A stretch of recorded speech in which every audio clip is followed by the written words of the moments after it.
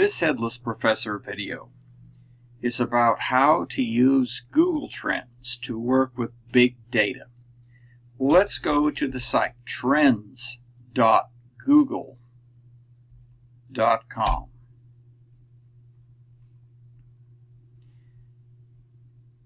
Now we're going to type in a search term and see how the volume of that search term has changed. So let's type in the term Prozac.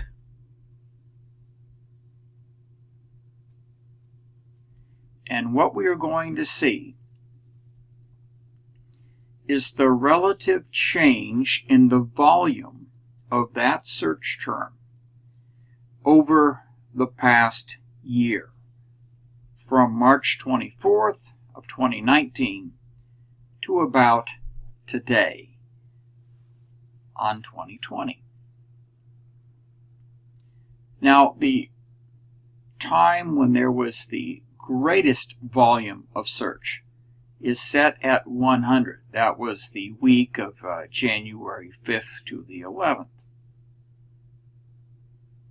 You can actually hover over that and see the exact time period. All of the other time periods are then listed proportionally to that. So we get a 75 for the week of March 24th, 2019. That would mean that the search volume of that term was about 3/4 of what it was at the peak period.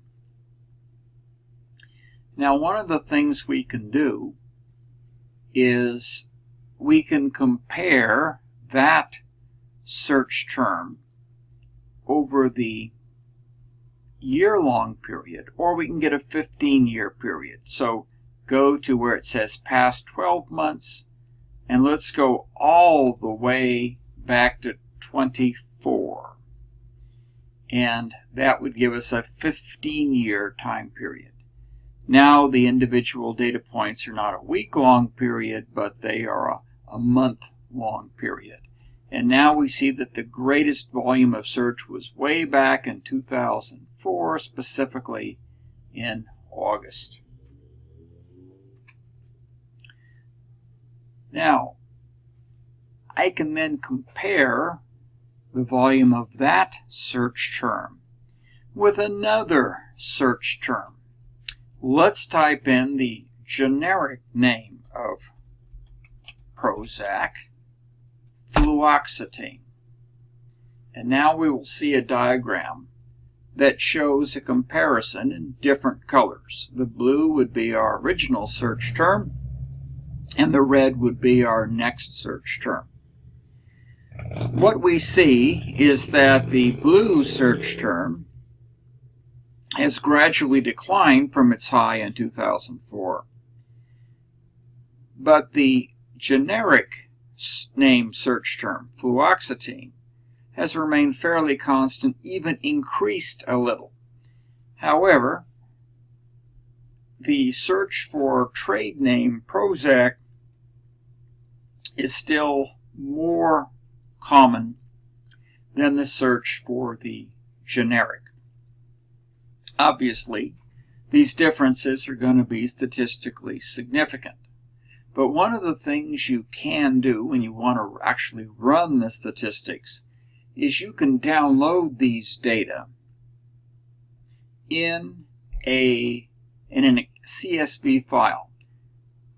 Notice when I point to this downward arrow, it says CSV. Let's click on it. And notice that we've actually downloaded the file. I'm going to store this on a flash drive so I know where it is. I'm clicking on it and it will open in Excel.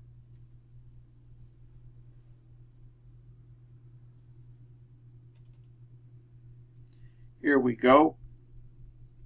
Now I'm going to save it. And notice how it's each month is the row, and we have one column for Prozac, volume of searches, and another column for fluoxetine, volume of searches. Now, if you're going to do a repeated measures design and show that the quantity of searches for Prozac each month was greater than the quantity of searches for fluoxetine, these are the data you would use. However, suppose you want to do something a little bit different. You want to correlate the volume of Prozac searches to the volume of fluoxetine searches. If you're going to do that, don't use the data you got for fluoxetine at the same time you got the data for Prozac. Let me show you. What we're going to do instead is we're going to do a separate search for fluoxetine without Prozac. Now we're going to download the data again just for fluoxetine. And now the fluoxetine searches will have their own range, and the high point is automatically set to 100, and everything will be proportional to that. Now, the reason that we want to use these data is that if there is a great deal of difference in the volume of the two different searches, Prozac and fluoxetine, the smaller search of the two may end up with a lot of really low or 0 points. And if we really want to do a correlational design, we're going to lose some of the precision of the measure of that smaller variable.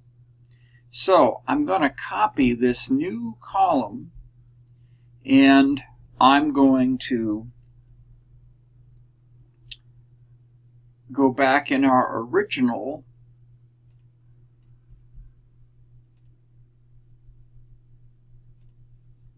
measure, and I'm going to paste it in.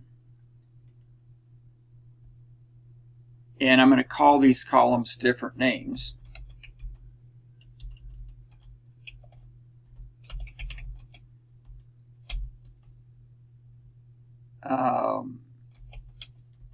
The first one I'm going to call fluoxetine by Prozac so I can tell them apart.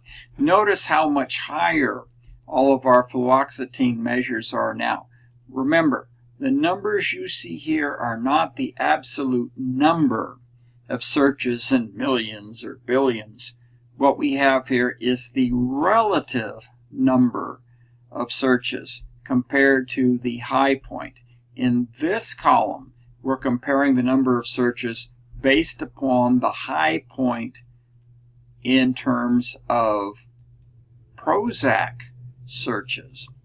And what we're seeing in this second column is the relative proportion in terms of the highest number of fluoxetine searches.